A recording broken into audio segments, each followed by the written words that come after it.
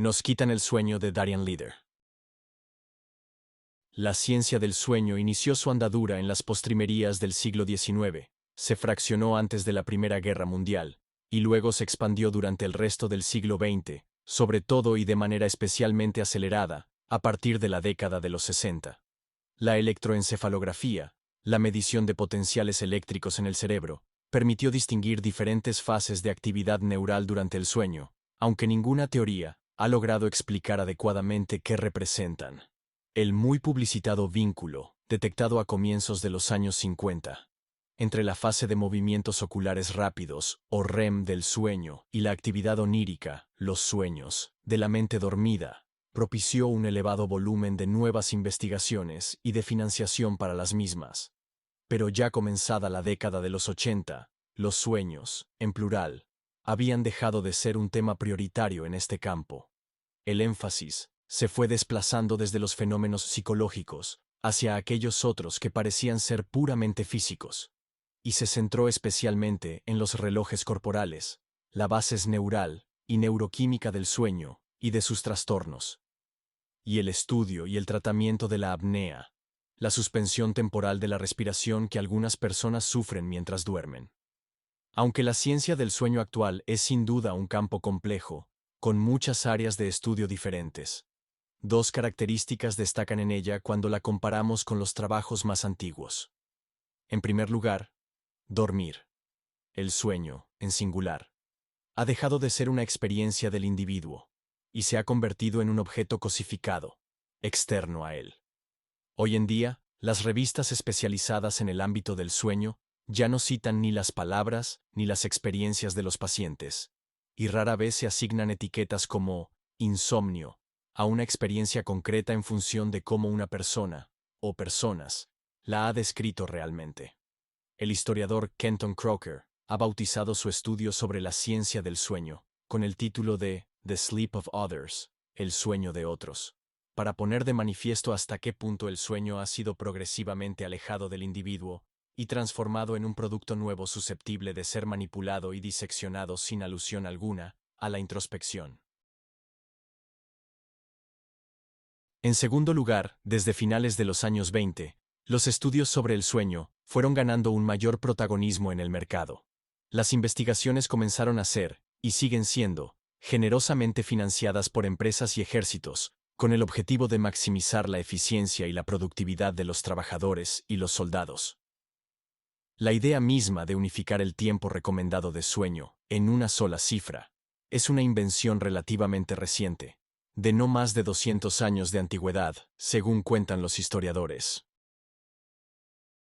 Las nociones normativas en referencia al sueño se generalizaron durante la Revolución Industrial, y a partir de esta, sobre todo con la implantación de la jornada laboral en las fábricas en la década de 1840. Inicialmente, a un trabajador se le exigían entre 12 y 16 horas de trabajo diarias. En el siglo XX, en muchas culturas occidentales, esa jornada se estabilizó en las famosas 8 horas. La jornada de 8 horas es, todo sea dicho, un lujo relativo, pues la mayoría de la población mundial trabaja más tiempo al día que ese.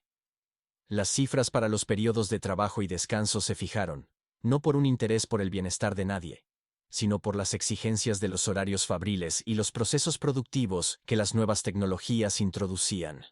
Un desempeño diario continuo e ininterrumpido se convirtió así en el ideal al que todo trabajador tenía que aspirar.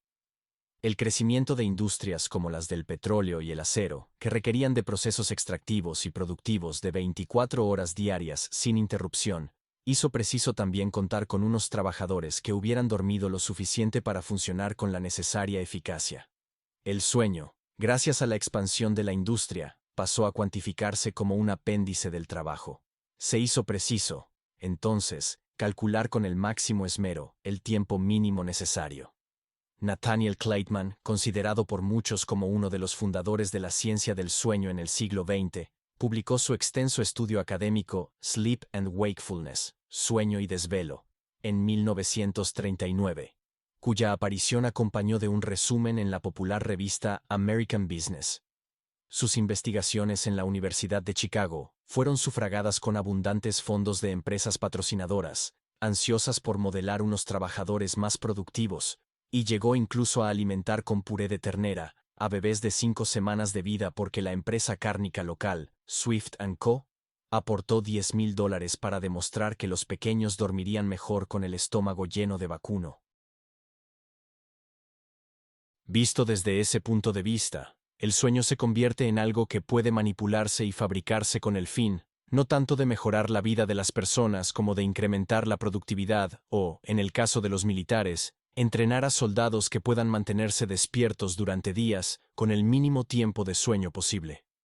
Durante la Guerra de Vietnam, el Ejército de Tierra de Estados Unidos dispensó ingentes cantidades de anfetaminas a su personal de tropa para mantenerlo despierto y, en fecha más reciente, puso en marcha el proyecto de rendimiento asistido, con el objetivo de lograr eliminar temporalmente la necesidad de dormir mediante la administración de fármacos y estimuladores eléctricos. Muchos científicos del sueño actuales no tienen reparos en aceptar los cheques de esos patrocinadores y organizan talleres para ejecutivos de banca sobre los métodos óptimos para descansar y acceder al sueño. Unos métodos que otros empleados menos afortunados, de sus propias empresas o de subcontratas, difícilmente lleguen nunca a conocer. Hasta los estudios más desinteresados y bien intencionados en materia de sueño toman el rendimiento óptimo como una meta de referencia, como si los seres humanos no fuesen en última instancia más que trabajadores a los que se debe obligar a, o permitir, funcionar de la manera más productiva posible.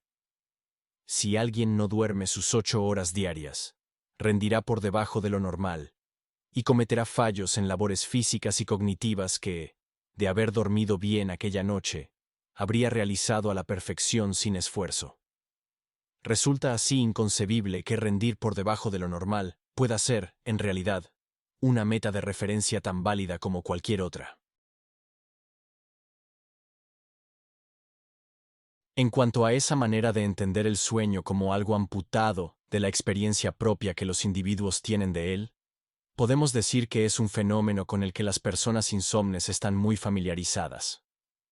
Tras conectarlas a electrodos que detectan sus patrones de ondas cerebrales, respiración, ritmo cardíaco, movimientos oculares y actividad muscular, los técnicos muchas veces les muestran que aquellas escasas 3 horas de sueño que ellas dicen que duermen, son, en realidad, 5 o 6. Otros dispositivos de seguimiento parecidos que se pueden usar en casa pueden producir diferencias similares e indicar que el tiempo que la persona pasa despierta es mucho menos que el que ella imaginaba. Pero, ¿no estamos hablando en ese caso de dos tiempos totalmente diferentes? Lo que el aparato electrónico no está teniendo en cuenta es la discrepancia existente entre el tiempo de reloj y el tiempo subjetivo. Un mecanismo medidor tampoco puede registrar cuánto tiempo se pasa una persona en vigilia. Cuando los científicos del sueño nos cuentan con cierta sorna que los insomnes casi siempre sobreestiman el tiempo que se pasan desvelados, cometen un error, pues las dos métricas que analistas y pacientes manejan en ese caso son inconmensurables. Podrán convencer a la persona de que, cuando ella creía que estaba despierta, estaba en realidad durmiendo, y que lo que la indujo a ese error de percepción fue la elevada frecuencia de microdespertares durante ciertas fases del sueño. Pero con ello solo estarán pasando de puntillas por encima del problema. El científico del sueño no dispone de un instrumento que mida el tiempo subjetivo, ya que este es, por definición, el tiempo que nosotros mismos experimentamos, un tiempo en el que los minutos pueden parecernos horas, y las horas días, sin final. Las etiquetas de gran rimbombancia científica como percepción errónea del estado de sueño no son más que sintomáticas de esa impotencia. Lo que el insomne y el científico del sueño quieren decir cuando hablan de sueño no es la misma cosa. Un paciente me describió una vez las múltiples visitas que había hecho a las consultas de médicos y especialistas del sueño durante años. Cuando por fin pudo pasar una noche en un laboratorio del sueño, descubrió que, en realidad, dormía 6 horas cada noche, y que su desesperación por lo que parecían ser interminables noches en vela era infundada. Sin embargo, que le dijeran aquello no lo ayudó en absoluto. En todo caso, más que aliviar su ansiedad, la agravó. Al contarme cómo se sentía, resultó evidente que lo que le importaba no era solo el poder dormir, sino también el que los médicos reconocieran que él no dormía bien. Se había criado con una madre soltera que inició una relación con un hombre cuando mi paciente tenía 10 años. Este permanecía entonces despierto en su habitación, obsesionado con no oír sonido alguno que pudiera indicarle que los dos adultos estaban teniendo una relación sexual en algún lugar de la casa. Pero el silencio se hacía así más aterrador que todo posible ruido externo, pues él no hacía más que anticipar que podía romperse en cualquier momento. Mientras estaba allí, acostado en su cama, trataba de alejar y reprimir los pensamientos hostiles que acudían a su mente. Además, se reprochaba que pudiera albergar sentimientos negativos contra alguien por quien supuestamente debía sentir amor. Cuando por fin llegó el día en que se fue de casa para comenzar sus estudios universitarios, volvió a conciliar el sueño con más facilidad, y su insomnio no regresó hasta años después, cuando él y su nueva pareja empezaron a vivir juntos, y ella se trajo consigo a un hijo fruto de una relación anterior. En ese momento, se restableció el triángulo de su infancia tardía: un hombre y una mujer que duermen juntos, mientras hay un niño acostado en una habitación adyacente. La dolorosa dilación del tiempo que él vivía no tenía que ver con un tiempo de reloj. No era un tiempo que pudiera cronometrarse en minutos y horas. Era la demora de esperar a un sonido que lo dejara petrificado. Era un tiempo en el que él estaba solo con sus pensamientos, oscilando entre la rabia y la culpabilización de sí mismo. A nadie parecía importarle lo que sintiera, y tampoco había nadie que reconociera la terrible nueva situación en la que pasó a encontrarse cuando su madre inició aquella relación. De hecho, todos los que los rodeaban estaban encantados. Así que él se sentía obligado, encima, a alegrarse con ellos de que las circunstancias hubieran cambiado. En sus consultas médicas de todos esos años posteriores, lo que él buscaba, en cierto sentido, al menos, era una confirmación de sus sentimientos, de la pesadilla que había sido estar allí acostado, en aquel inacabable limbo nocturno. Las disciplinas que anteponen escuchar a medir no han llegado nunca a establecer una explicación general de los problemas del sueño. En las terapias conversacionales, por ejemplo, es raro que el insomnio se presente como la razón inicial de la consulta, aun cuando las dificultades para dormir sí suelen hacerse evidentes una vez iniciada esta. En el caso que he descrito un poco más arriba, yo no tuve ni idea de que esos problemas existían hasta transcurridos varios meses de trabajo. Teniendo en cuenta lo angustioso que normalmente es el insomnio, cabe preguntarse por qué tardó tanto en surgir ese problema.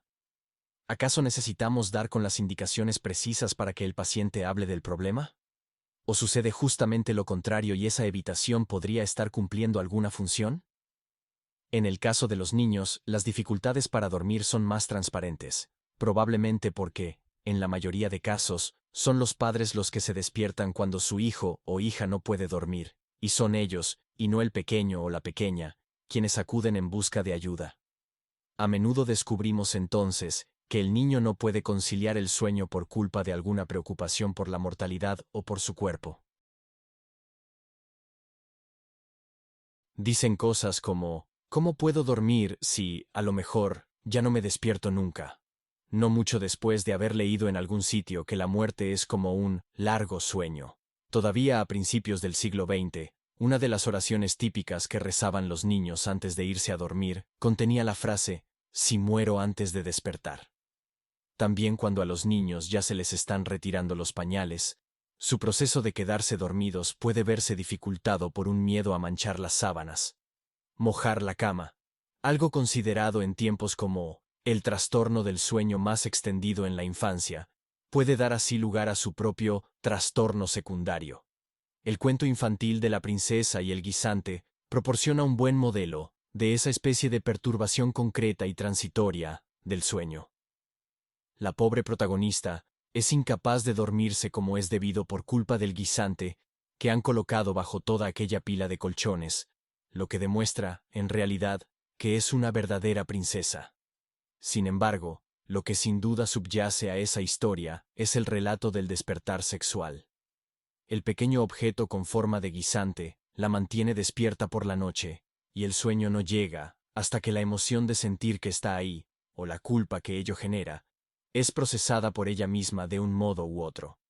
De hecho, el desenlace del cuento es que ella se casa con un príncipe, de lo que cabría deducir que un marido puede pasar así a ocupar el lugar del guisante.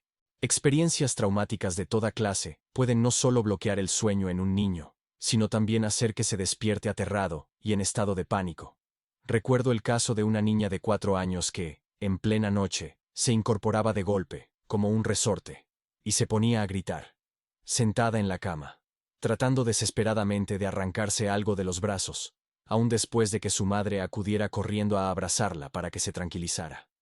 En esos terrores nocturnos, nada infrecuentes en la infancia temprana, la crisis continúa en el pequeño o la pequeña incluso después de despertarse, incapaz durante minutos de aceptar el consuelo de la persona que está allí para cuidar de él o de ella.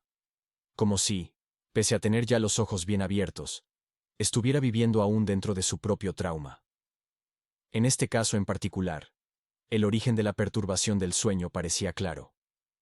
La niña había sido hospitalizada 2 años antes por una emergencia, y el personal de enfermería había intentado insertarle a la fuerza sendas cánulas en los brazos, mientras ella gritaba de miedo y dolor. Tiempo después, durante aquellos terrores nocturnos, ella volvía a estar allí de nuevo, y trataba de quitarse las dichosas cánulas de los brazos. En momentos posteriores de la vida, esos casos de interrupciones puntuales y concretas del sueño son más la excepción que la norma. En niños, tienden a solucionarse rápidamente, con o sin intervención terapéutica, aunque pueden resultar más refractarios cuando la ansiedad de los padres complica la del niño o la niña, y se agravan mutuamente. Es muy habitual, por ejemplo, que un padre o una madre se levante a comprobar si su hijo, que duerme en ese momento, no se ha muerto, incluso bastante después de que éste haya cumplido ya su primer año de vida. También la ropa de cama puede ser objeto de un examen diligente y minucioso, en busca de señales de efluvios o depósitos de suciedad, como si el adulto que realiza tal inspección no hubiera podido desprenderse nunca de su propio terror a manchar y a ensuciar. De todos modos, nos encontramos más habitualmente con que los síntomas del sueño del niño se resuelven con el tiempo, a medida que éste va encontrando otras vías con las que desarrollar las cuestiones que le preocupan. Jugar, leer, dibujar, soñar despierto y hablar son maneras potenciales de simbolizar y registrar los miedos y las inquietudes que rodean al sueño. La aparición, en torno al segundo y tercer año de vida, de rituales relacionados con la hora de acostarse, es seguramente el modo más evidente en que se tratan tales cuestiones.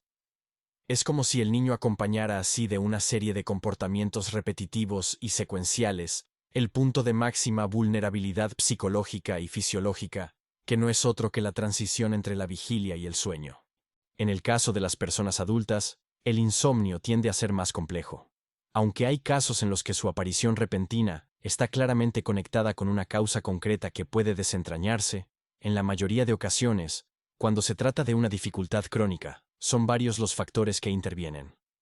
Son muchos problemas diferentes los que quedan absorbidos dentro de lo que, en apariencia, es un único síntoma monolítico. En esos casos, todo abordamiento directo suele ser infructuoso, y cuando el insomnio termina por atenuarse, los médicos y especialistas clínicos dejan claro que no es porque ellos hayan tenido una inspiración o idea iluminadora que les haya permitido solucionarlo, y que solo se limitan a constatar a posteriori un cambio inesperado en el paciente. Este simplemente les dice un día que, por lo que sea, ya duerme mucho mejor. En el caso al que me he referido antes, vincular el comienzo del insomnio con el nuevo triángulo que se había formado en el hogar del paciente fue crucial, y abrió la puerta a explorar el pasado de esa persona. Pero no produjo ninguna variación milagrosa en lo referente a sus dificultades para dormir. Ese cambio no llegó hasta mucho tiempo después, cuando él empezó a lidiar con la cuestión de su relación con su padre biológico. Solo se había visto con él unas pocas veces, y siempre se había alineado con su madre en cuanto a condenar a aquel hombre aparentemente brutal e insensible. Cuando se enteró de que su padre se estaba muriendo de una enfermedad terminal, tuvo ocasión de visitarlo, pero prefirió no hacerlo. Sin embargo, tras su fallecimiento, comenzó a dudar de si había hecho lo correcto no yendo a verlo. ¿Tenía razón su madre? ¿O acaso no le debía algo a aquel hombre que, después de todo, era una mitad del motivo por el que existo? Los horribles momentos nocturnos de su insomnio se convirtieron así en una especie de castigo para él, como si tuviera que pagar un precio por semejante desatención hacia su padre. Lo que este caso nos muestra con una gran claridad es cómo son varios factores los que entran en juego en los problemas de sueño. El insomnio surgió, por así decirlo, por la situación infantil de quedarse despierto por las noches, aprensivamente pendiente de posibles sonidos de su madre y su novio, pero luego pasó a asumir una función añadida. Convertido desde un principio en receptáculo de las acusaciones que se hacía a sí mismo y de los daños que éstas implicaban, se había transformado finalmente en la matriz de diferentes formas de dolor, duda y tristeza. Cada vez se echa más en falta cierta sensibilidad a esas causas individuales y concretas del insomnio en una sociedad, la nuestra, que atribuye una prioridad creciente a las visiones normativas del sueño. A la vez que se nos dice cuánto necesitamos dormir, también se nos suele decir qué nos está impidiendo dormir. Desde la luz azul de las pantallas de los ordenadores hasta nuestra mala planificación horaria del sueño, pasando por la cafeína que ingerimos. Parte de esa información es sin duda de ayuda, como también lo son algunas de las terapias recomendadas. Pero lo que perdemos, centrándolo todo en ella, es ese otro aspecto, el del relato particular de las vidas individuales, y lo mucho que éste puede ayudarnos a aclarar las fuentes de la dificultad que cada persona en concreto tenga para dormir. Durante la última década, aproximadamente, una nueva pátina ha venido a superponerse a todo lo anterior. Aunque el foco principal básico de la investigación sobre el sueño continúa siendo la productividad y la eficacia, cada vez es mayor la atención que se dedica a los efectos de la pérdida de sueño en la salud del organismo. Desde el cáncer hasta las afecciones cardíacas, la diabetes y los problemas endocrinos, toda clase de dolencias han sido conectadas de algún modo con dormir inadecuadamente, y el dormir poco ha pasado a ser considerado el asesino silencioso, que antaño fueran las enfermedades del corazón.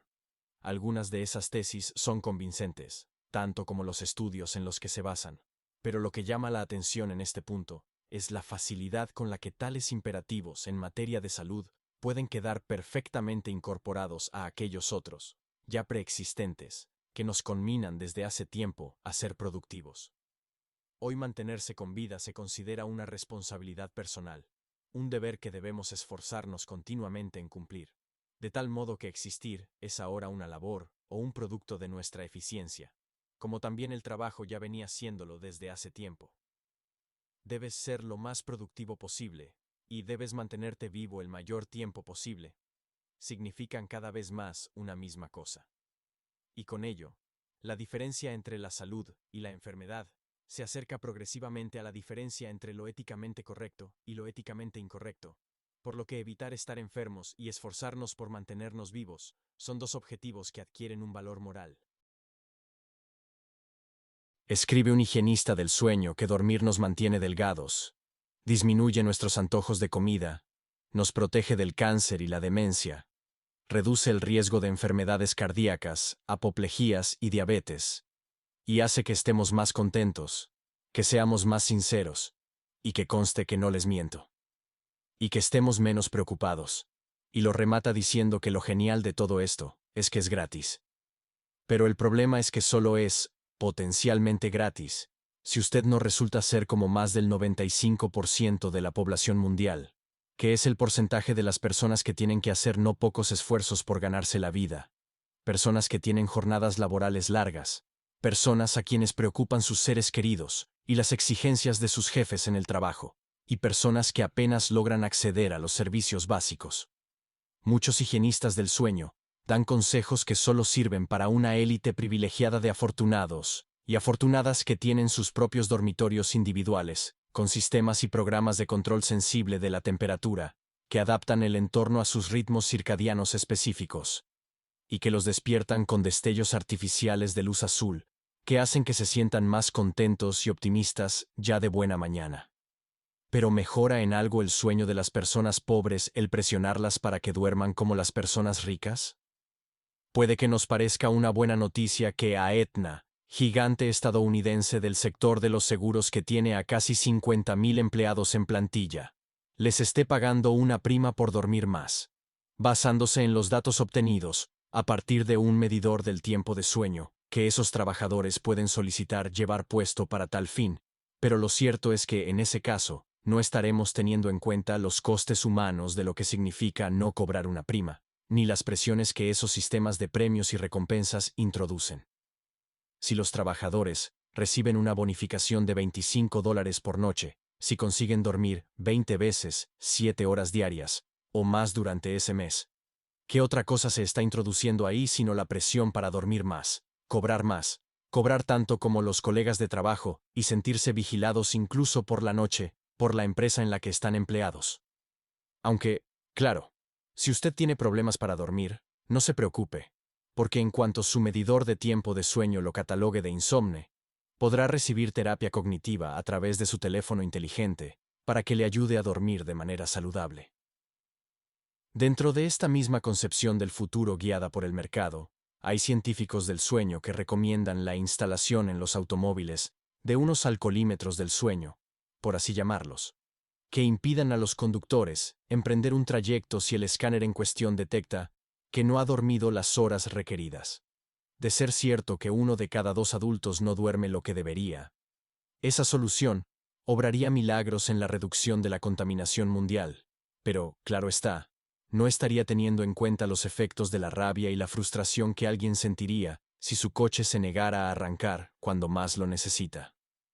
Aunque sean muchos los accidentes de tráfico causados por la fatiga, no sería prudente ignorar la violencia que la privación misma de conducir podría desencadenar, sobre todo si tenemos en cuenta lo que un coche puede significar para su dueño o dueña. También podríamos dedicar un momento aquí a reflexionar sobre los datos epidemiológicos que vinculan el cambio horario de cuando adelantamos 1 hora los relojes en primavera, con un aumento significativo de los accidentes de tráfico el lunes siguiente por la mañana. Después de todo, ¿cómo podríamos saber si esto es por efecto directo de la fatiga, y por lo tanto, por un mal control del vehículo debido a la pérdida de 1 hora de sueño? O, por el contrario, por un incremento de la ira, la irritabilidad y la frustración de unas personas que se levantan cuando consideran que no toca, o que sienten que les han robado un rato de precioso sueño. Y es que seguramente deberíamos incluir también en la ecuación la vivencia humana misma del cambio horario.